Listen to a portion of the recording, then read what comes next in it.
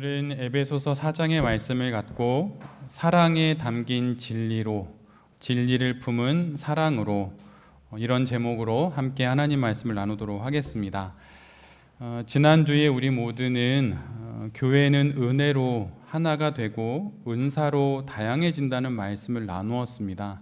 여러분, 이 말씀을 우리가 몇 주에 걸쳐서 계속 반복하고 있는데 여러분, 이 사실을 잘 기억하십시오. 교회는 은혜로 하나 되고 은사로 다양해집니다.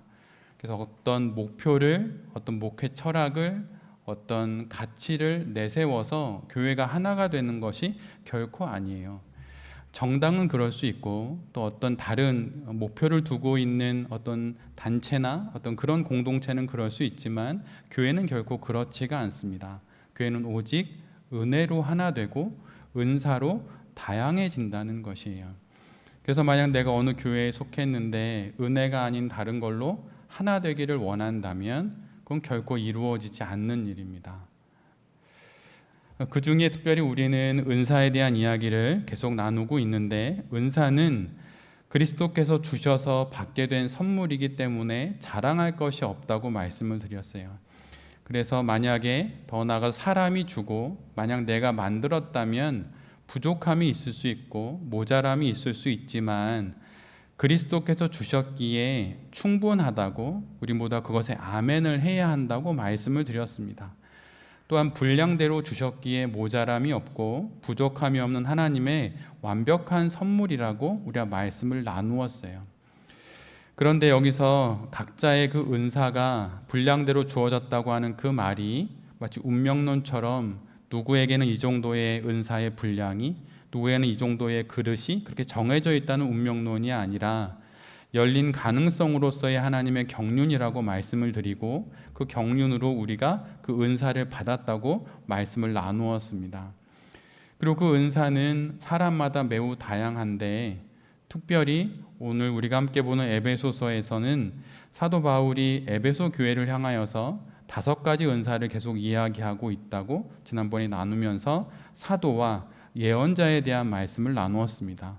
그래서 더 이상 이 땅에는 사도는 없고 더 이상 예언자는 없다는 말씀을 드렸어요.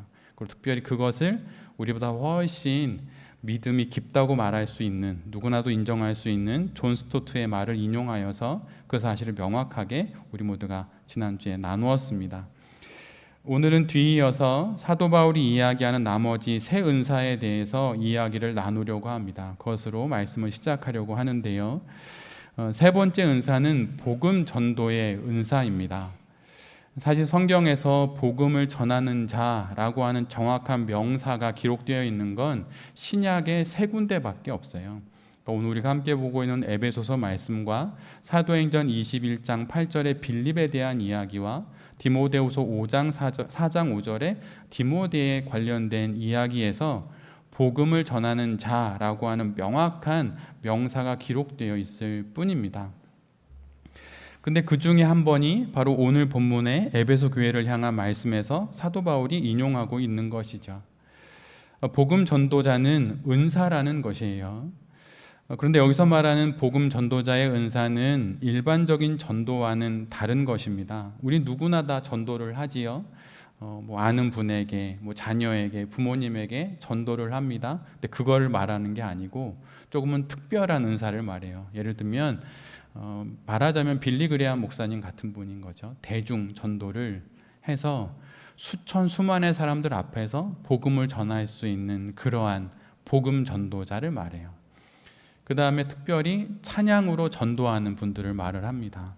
우리가 찬양한다고 모든 사람들이 은혜를 받는 건 아니잖아요. 열심히는 하지만 은혜를 받는 건 아닐 수 있잖아요. 그런데 어느 분은 앞에 한 소절만, 주님의 은총이라고 하는 어떤 가사가 있다면 그 한 소절만 딱 불렀을 뿐인데 모든 영혼들이 물처럼 녹아내리는 분이 있을 수 있겠죠. 바로 그런 걸 이야기하는 것입니다. 그래서 그런 복음 전도자, 그런 은사가 교회에 있다라고 말하는 것이에요. 그렇다면 우리에겐 이런 은사가 없으니 그러면 이건 우리와 상관이 없는 말일까요? 네, 그렇지가 않아요. 오늘 본문이 복음 전도자는 특별한 은사입니다 라고 말하지만 사실 그 이면에 더 크고 깊은 뿌리를 말하고 있어요. 그것은 무엇이냐면 은사가 있든 없든 모든 그리스도인들은 복음을 전해야 하는 사명을 갖고 있다는 것이에요. 특별한 은사가 있든 그런 은사가 없든 상관없이 주신 삶의 모든 자리에서 내가 복음을 전해야 한다는 것입니다. 특별하게 주신 전도의 은사가 있는 것은 사실이지만 분명한 것은 모든 성도가 전도자가 되어야 한다는 사실이에요. 복음 전도는 모든 그리스도인들에게 부여된 의무이고 또한 책임이며 또한 상급이기도 합니다. 여러분이 천국에 가서 하나님 앞에 자랑할 것이 무엇입니까? 여러분 무엇을 자랑하시겠어요? 여러분이 이 땅에서 이룬 어떤 대단한 업적, 높은 학벌, 대단한 재력 이런 것을 자랑하시겠습니까? 근데 그것은 하나님이 보고 싶어 하시는 것이 아니에요. 그것으로 여러분이 살린 구원한 그 생명을 하나님께서 보기를 원하시는 거예요. 어느 권사님이 하루는 잠이 들었는데 잠의 꿈속에서 하나님을 만나게 되었다고 합니다. 여러분 혹시 꿈속에서 하나님 만나보신 분 계신가요? 가위는 눌려도 하나님을 만나본 적은 거의 없는 건 아닌가? 저도 없습니다. 네. 꿈속에서는 없어요. 그런데 그 권사님은 감사하게도 꿈속에서 하나님을 만나게 되셨어요. 얼마나 기쁠까요? 하나님을 만났다면 무엇인가 이렇게 막 말도 하고 싶고 하나님 어떻게 생기셨는지 보고도 싶고 막 이럴 수 있잖아요. 그런데 이제 딱 그 권사님이 꿈속에서 하나님을 만났는데 이렇게 줄이 서 있더래요. 참 밝은 빛이 있고 막 이렇게 줄이 쭉 서 있더랍니다. 근데 하나씩 자꾸 줄이 줄어드는 거예요. 그래서 드디어 그 권사님 차례가 돼서 권사님이 드디어 그 밝은 빛이신 하나님 앞에 서게 되는 거예요. 여러분이 만약 그 상황이 되면 여러분은 입을 열고 제일 먼저 무슨 얘기를 하시겠습니까? 권사님도 내가 무슨 말을 해야 하지? 이런 생각을 하고 있는데 대뜸 하나님이 먼저 말씀을 거시더라는 거예요. 그래서 하고 있는데 갑자기 하나님께서 이렇게 물으시더랍니다. 너는 누구냐? 권사님이 약간 당황했어요. 뭐라고 대답을 해야 하지? 근데 권사님이 사회에서 좀 잘 나가는 회사의 사장님이셨거든요. 그래서 그 교회는 교회 안에서의 사역이 아니라 세상 속에서의 사명에 대한 이야기를 아주 많이 했고 그것에 헌신하여서 큰 회사를 이루었고 또 그것을 하나님 앞에 이렇게 귀한 예물처럼 드린다는 마음으로 사업을 했던 분이에요. 그래서 그분 생각하기에 나에게 직업을 물어보시나 보다라고 생각을 하고 하나님 저는 사실 어느 회사의 사장이었습니다. 이랬더니 하나님께서 그렇구나. 그런데 그것은 너의 사회에서의 너의 위치이고 너는 누구냐? 권사님이 좀 당황을 하셨어요. 그래서 그렇다면 주님이 주신 우리의 첫 번째 교회인 가정에서의 나의 역할을 말씀하시나? 라고 하는 생각에 저는 누구누구의 엄마입니다. 이렇게 말씀을 드렸어요. 그랬더니 하나님께서 그러냐? 근데 그것은 가정 안에서의 너의 자리와 역할이 아닐까? 넌 누구냐? 그래서 마지막으로 그러면 교회 생활을 하다가 올라왔으니 교회에서의 직분을 물어보시나? 라고 생각을 해서 어느 교회의 권사입니다. 이렇게 말했더니 하나님께서 그건 너의 교회 안에서의 직분이고 너는 누구냐? 계속되는 하나님의 질문에 권사님은 답은 하지만 더 이상 아무런 말을 할 수 없게 되었고 나중에는 권사님이 이렇게 말씀을 드렸답니다. 하나님, 저도 제가 누군지 모르겠습니다. 라고 말하고 막 울면서 잠에서 깨었다는 거예요. 우리 모두도 언젠간 하나님 앞에 서게 될 것입니다. 그게 언제인지 모르죠. 그때 여러분 만약 하나님 앞에 서게 되셨을 때 하나님께서 여러분에게 너는 누구냐라고 물어본다면 여러분 무엇이라 대답하시겠습니까? 그때 우리가 할 수 있는 유일한 대답은 주님, 저는 복음을 전하다 온 한 성도입니다 라는 것이에요. 여러분은 누구입니까? 그러기에 복음 전도자의 은사가 있든 은사가 없든 예수를 그리스도로 고백하여서 구원받은 모든 그리스도인들은 복음을 전해야 한다는 것이에요. 그럴 만한 준비가 되었든 되지 않았든 주의 은총을 구하며 믿지 않는 이들을 향하여서 주의 복음을 잘 전해야 한다는 것입니다. 그렇다면 그 복음을 전할 때 우리가 가장 먼저 복음을 전해야 할 곳이 어디일까요?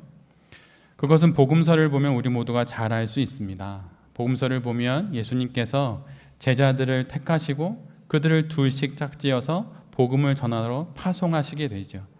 그런데 그렇게 보내실 때 예수님께서 가장 먼저 그들을 보낸 곳은 가장 가까운 곳, 바로 이스라엘로 가장 먼저 보내십니다. 다른 지역을 배제하시는 것일까요? 복음은 오직 이스라엘만 전해져야 하는 것일까요? 그런 것이 아니라는 것이에요. 만약 그렇다면 복음에는 차별이 없고 구별이 없는데 왜 이스라엘 백성에게만 먼저 전하게 하시는 것입니까? 이 말씀은 실은 복음이라 하는 것은 자신의 삶이 그대로 다 드러나는 그곳에서부터 전해야 한다는 것이에요. 복음은 결코 거창하지 않습니다. 복음을 전하는 그 일은 결코 거창하지 않아요. 제자들의 삶을 가장 잘 아는 이들이 있는 곳, 그들의 성장 배경과 직업과 성격과 그 모든 것을 잘 아는 이들에게 가장 먼저 복음을 전하라고 하십니다. 이것은 참으로 난감한 명령이지요. 나의 모난 성격을 알고 나의 배움이 짧은 것을 알고 우리의 가정의 성장 배경을 잘 아는 그 사람들에게 내가 복음을 가졌다는 이유 하나만으로 그걸 전하면 그 사람들이 그 복음을 받아들이기나 하겠습니까? 그런데 하나님이 그것을 명령하시는 것이에요. 정말 어려운 것입니다. 자녀에게 복음을 전하는 건 진짜 어려워요. 목회자인 저와 또 우리 성도의 우리의 모든 삶이 그냥 발가벗겨지듯 다 드러나기 때문이에요. 그 모든 것이 드러난 곳에서 복음을 전하려 하니 그럴싸하게 전할 수가 없는 것입니다. 모양 있게 그렇게 전할 수가 없는 것이에요. 그래서 눈물로 기도할 수밖에 없고 그 눈물의 기도 가운데 하나님이 은총을 주실 때 자녀에게 복음이 전해지고 부모에게 복음이 전해지고 형제에게 복음이 전해지는 것이에요. 입으로만의 복음이 아니라 내 삶을 깎아내면서 복음을 전해야 하니 그것이 너무나도 괴롭고 힘든 것입니다. 그런데 예수님께서 가장 먼저 제자들을 저 멀리 바다 건너 선교지가 아니라 지금 내가 두 발을 딛고 살고 있는 바로 이곳으로 그 제자들을 보내셔서 말씀을 전하셨다는 것이에요. 내가 걸은 땅 위에 나의 발자국이 남듯이 나의 가장 가까운 곳부터 복음의 발자국이 생기는 법입니다. 그래서 복음 전도가 그렇게 어려운 것이에요. 복음을 전하는데 눈물 하나 없다면 여러분 무엇인가 빈 것이 있는 것일 거예요. 내 삶으로 다 전해줄 수 없고 오히려 내 삶이 흠이 되고 나의 말은 오히려 나의 흠이 많은 삶과 비교되는 거창한 말이니 비웃음이 되는 거죠. 그러다 보니 우리가 전하는 그 복음이 안 되는 거예요. 그럼에도 불구하고 예수님께서 제자들을 바로 그렇게 자기의 삶의 자리에 가장 가까운 곳으로부터 복음을 전하라고 이스라엘로 살던 동네로 보내시게 되는 것입니다. 이것이 바로 우리가 이 말씀 앞에서 우리가 품어야 할 마음이에요. 복음을 전하실 때 여러분의 능력으로 되지 않아요. 여러분, 무엇인가 되면 그 위치에서 복음이 정말 잘 전해질까요? 그렇지가 않아요. 저도 그런 마음으로 저의 인생의 거의 20대까지는 그런 걸로 정말 공부를 많이 했습니다. 좀 더 높은 위치, 좋은 학벌로 영향을 끼치면 알아듣지 않을까? 근데 여러분, 그렇게 안 되던데요. 안 됩니다. 그리고 여러분이 아시다시피 저의 30대는 북한 일을 위해서 30대를 살았습니다. 그리고 제가 40살이 될 때 제가 신대원을 졸업을 했어요. 그렇게 30대를 북한 일을 하면서 살았는데 정말 그렇게 이렇게 뭔가 헌신을 하면 복음이 전해질까요? 아예 안 전해지는 것은 아니지만 그것으로 다 되지는 않더라고요. 결국 복음은 어떻게 전하는 것입니까? 눈물로 전하는 것이에요. 소위 말하듯 계급장 다 떼고 전하는 것이에요. 내 있는 모습 그대로 복음을 전하는 것이에요. 그래야 복음이 전해집니다. 계급장 덕지덕지 붙고 주머니 열면 호주머니에 돈도 두둑하고 열어보면 학벌도 좋고 가정환경도 좋고 막 이러면 여러분 복음이 전해질까요? 전해지는 듯 싶지만 그렇지 않아요. 눈물로 그의 영혼이 닦여질 때 복음이 그의 영혼에 심겨지는 것이에요. 그래서 그토록 믿음의 사람들의 글을 읽어보면 늘 언제나 그들은 그의 인생의 말년에 언제나 눈물이 많았어요. 하나님을 향하여서, 주님을 향하여서 끊임없이 고개를 숙일 때마다 그의 영혼의 눈에서 눈물이 그렇게 많이 흘렀던 거예요. 그래서 깊은 하늘의 영성을 가진 사람은 이 땅을 향하여서 끊임없는 깊은 연민으로 눈물을 흘리고 그 눈물을 따라서 복음이 전해지게 되는 것입니다. 우리 모두에게 이런 복음 전도의 은사가 있기를 간절히 바랍니다. 대중을 대상으로 막 2,000명, 수천 명, 수만 명에게 복음을 전할 수는 없지만 우리의 찬양으로 한 영혼이 물 녹듯 녹아내리지는 않지만 우리의 눈물로 한 영혼 한 영혼을 만나고 나의 부족한 삶이 때로는 흠이 되지만 그 흠조차도 덮어서 일하시는 하나님을 보여주면서 복음을 전할 수 있는 그 복음 전도의 은사가 우리 모두에게 있기를 간절히 바랍니다. 그럴 때 분명 주님께서 우리를 통하여 일하시게 될 것입니다. 오늘 본문을 보면 네 번째와 다섯 번째 은사로는 목사와 교사를 이야기합니다. 많이 이 본문을 읽으면서 이 말씀 많이 보셨을 텐데 목사는 사실 지금 이 시대의 목사와 같은 것이라고 보아도 무방합니다. 특별히 목사라는 직분과 또 그 은사를 받은, 그래서 그 역할을 담당하는 그런 목사를 말하는 것이에요. 그리고 반면에 그 뒤에 교사는 지금으로 치면 주일학교 교사 또는 가르침의 현장에서 복음을 품고 가르치는 그 교사를 말하는 것입니다.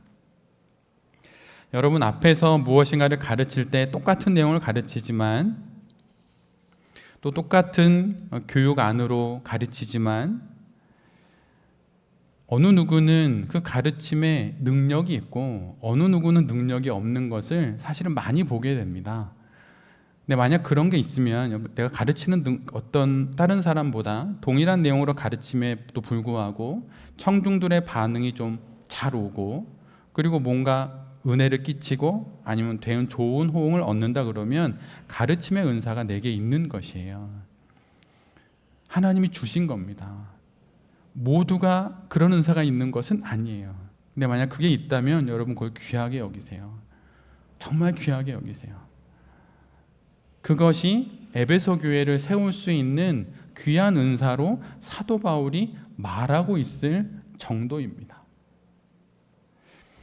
제가 신대원에 입학할 때 그때 대략 한 15년 전쯤인 것 같은데요. 그때만 하더라도 신대원 경쟁률이 12대 1, 13대 1이었어요. 그래서 300명을 뽑으면 수천 명이 원서를 내고 재수는 기본이고 삼수 사수하는 분들도 엄청 많았습니다. 그런데 이제는 1점 몇 대 1이에요. 10여 년 만에 완전히 바뀌었습니다. 그리고 오히려 어떤 신학교는 미달이에요. 그리고 한국교회의 주일학교는 점점 없어지고 있어요. 주일학교가 없습니다. 인구가 감소하는 것도 있겠지만 청소년들의 복음화율이 5%도 안 돼요.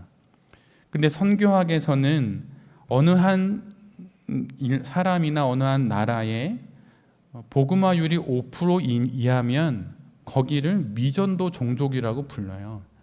근데 지금 이 시대 한국 사회의 청소년들이 미전도 종족입니다. 여기 4분이 나와 계시네요.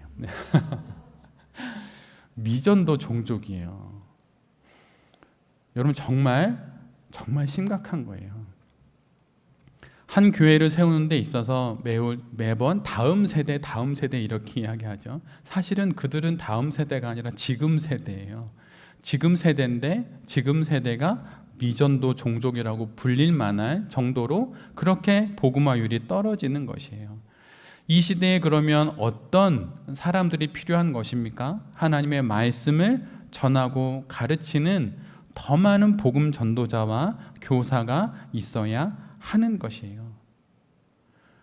우리 모두는 다 목사가 될 수는 없습니다. 하나님께서 또 특별하게, 아주 특별하다는 의미가 아니라 그냥 그 사람에게, 적절한 사람에게 직분을 맡기고 요리를 맡기고 운전을 맡기듯이 목사라는 직분을 맡은 사람이 있을 수 있겠죠. 그는 그런 말씀 사역을 통해서 많은 이들을 복음으로 인도해야 합니다. 또한 주일학교 교사거나 가르침의 은사가 있어서 많은 이들에게 영향을 끼칠 수 있는 위치에 있다면 여러분 그 은사를 갖고 하나님의 복음을 전할 수 있게 해달라고 간절히 기도하면서 그 일을 감당해야 하는 것이에요. 아직 우리 교회는 주일학교가 없지만 주일학교가 있는 교회라고 한다면 가장 많이 정말 애를 써야 할 곳은 주일학교입니다. 그 주일학교에 복음이 전해지지 않으면 지금은 그냥 그럴듯해 보이지만 그거는 빈 창고를 갖고 있는 것과 똑같은 것이에요. 5년 10년 뒤면 그 교회에 사람 없습니다. 그런데 지금 막 세워진 에베소 교회, 그 방금 시작한 그 교회를 향하여서 사도 바울이 이런 가르치는 은사가 있는 사람들이 있어야 한다고 말하는 것이에요. 우리 모두에게 이런 은사가 있기를 간절히 바랍니다. 그리고 그 은사를 통하여서 복음을 잘 가르쳐야 되겠죠.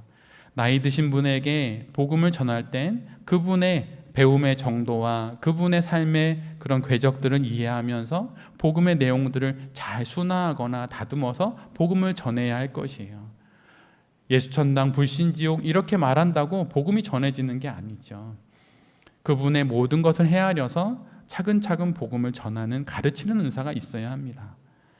그리고 그렇게 가르치는 은사를 갖고 복음을 전하다 보면 결국은 내가 다듬어지는 것도 깨닫게 돼요. 아는 것으로 다 되지 않고 욱박지르는 것으로 다 되지 않고 내가 똑똑하고 학벌이 좋은 것으로 다 되지 않는다는 것을 알아서 주의 은혜를 구하면서 복음을 전하게 되는 것입니다. 16세기에 모든 이들이 제사장이라고 말했던 만인 제사장직처럼 어쩌면 지금 21세기의 우리 시대에는 만인 복음 전도자직이 있어야 할지도 몰라요. 모든 이들이 그렇게 복음을 전해야 하는 것입니다. 이렇게 사도 바울은 에베소 교회를 향하여서 5가지 은사를 우리에게 쭉 이야기해 주고 있어요. 사도, 예언자, 복음 전도자, 목사, 교사 이렇게 이야기를 해주고 있습니다. 그런데 여러분 이 5가지 은사의 공통점은 우리가 맨 뒷부분에서 함께 이야기한 것처럼 모두가 다 가르침의 은사라고 하는 것이에요. 한 교회가 세워져 가는 데 있어서 가장 중요한 것은 가르침의 은사입니다. 정말 중요하고 정말 중요하기에 사도 바울이 5번에 걸쳐서 다른 은사들을 언급하면서 그것을 말하고 있는 것이에요. 성경에 나와 있는 은사들만 추려서 말하면 20가지가 된다고 말했습니다. 아주 많이 있죠. 사랑도 있고 온유, 절제도 있고 많은 것이 있죠.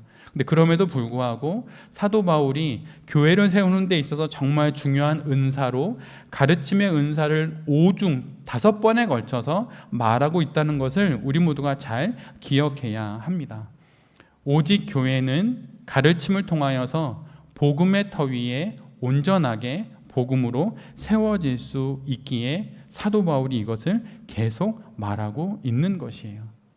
말씀의 가르침이 있고 말씀의 배움이 있어서 그래서 그 복음을 통해서 세워진 성도가 있고 그러한 성도가 또 다른 성도가 만나서 교회가 세워지는 것입니다. 그리고 그 복음을 전해주시고 복음 자체 되시는 머리 되신 예수 그리스도를 향해서 그 교회가 나아가게 되는 것이에요. 결코 교회는 어떤 사역으로 세워지지 않습니다. 교회는 결코 어떤 사명으로 세워지지 않습니다. 오직 교회는 복음으로 세워집니다. 그리고 또한 한 영혼 역시 복음으로 세워집니다. 복음 이외에 한 영혼이 온전히 세워질 수 있는 것은 없어요. 돈으로 되지 않습니다. 돈으로 정말 되지 않습니다. 세상적인 성공으로 정말 되지 않습니다. 세상의 명예와 권력을 쥐는 것으로 결코 되지 않습니다. 오직 복음으로만이 한 영혼이 온전히 세워질 수 있는 것이에요. 그래서 우리 교회 안에 또 우리 교회 성도님들이 속해 있는 모든 가정 안에 복음으로 영혼들이 세워지는 일들이 일어나야 하는 것이고 그 일이 주님께서 가장 우리에게 바라시는 것이라고 하는 사실을 잘 기억하면서 하나님께서 주신 이 가르침의 은사로 잘 세우고 또 잘 세워져가는 우리 모두가 되기를 간절히 바랍니다. 그렇다면 마지막으로 하나님께서 이런 은사를 주신 그 결론은 무엇입니까? 제가 이미 결론은 이야기를 했는데 우리에게 주신 모든 은사의 궁극적인 목적은 하나님을 섬기는 것이고 하나님을 섬김으로 말미암아 곧 교회가 세워지는 것이에요. 우리가 함께 본 본문 12절 말씀을 제가 읽어드리면 여러분 잘 한번 들어보십시오. 그것은 성도들을 준비시켜서 봉사의 일을 하고 그리스도의 몸을 세우게 하려고 하는 것입니다. 우리 모두에게 있는 은사는 결코 나를 돋보이기 위해 그것이 있는 것이 아닙니다. 나를 자랑하거나 내게 있는 그 은사를 마치 장기자랑처럼 드러내려고 하는 것이 결코 아닌 것이에요. 그 모든 것을 통하여서 결국은 하나님을 섬기고 교회를 세우는 것입니다. 나의 은사를 통하여서 하나님이 드러나야 하는 것이에요. 너무 경직되게 너무 이렇게 약간 딱 경직된 마음으로 그렇게 나의 은사를 보라는 것이 아니고 나의 은사를 통하여서 결과적으로는 하나님의 영광이 드러나야 한다는 것을 늘 잊지 않아야 한다는 것입니다. 그런데 하나님의 영광을 드러내려고 하는 과정 가운데 감사하게도 하나님이 우리를 빛나게 해주세요. 우리가 하나님을 막 빛나게 하면 하나님이 그 빛난 모든 것을 다 그냥 혼자 꿀꺽 삼키시는 분일까요? 여러분 그렇지 않아요. 하나님이 우리로 하여금 그분이 영광을 받으실 때 그 영광을 올려드리는 그 인생을 빛나게 해주십니다. 하나님을 빛나게 하면 하나님 그 밝은 빛으로 그의 영혼이 빛나는 것이에요. 그런데 하나님을 빛나게 할 생각은 없고 내가 혼자 빛나려고 하니 그렇게 삶의 어두움이 많은 것입니다. 여러분 이 땅의 모든 좋은 것들은 내가 직접 구하면 그건 대부분 악이 됩니다. 만약에 여러분이 즐거움을 직접 구하면 그것은 쾌락이 돼요. 인기를 직접 구하면 그건 관종이 됩니다.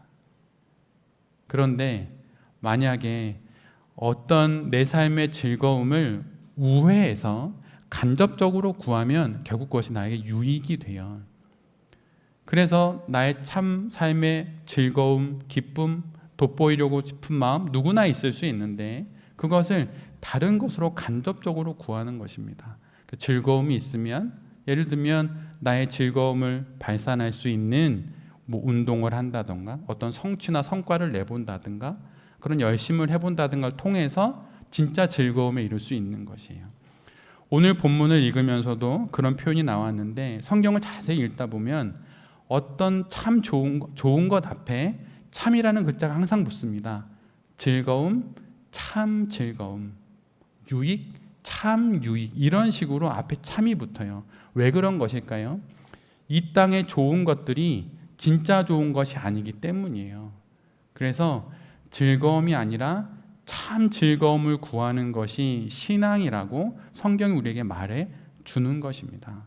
그래서 여러분, 정말 여러분 인생을 하나님 앞에서 후회 없이 빛나게 살고 싶으면 여러분 하나님의 영광을 위해서 살아가십시오.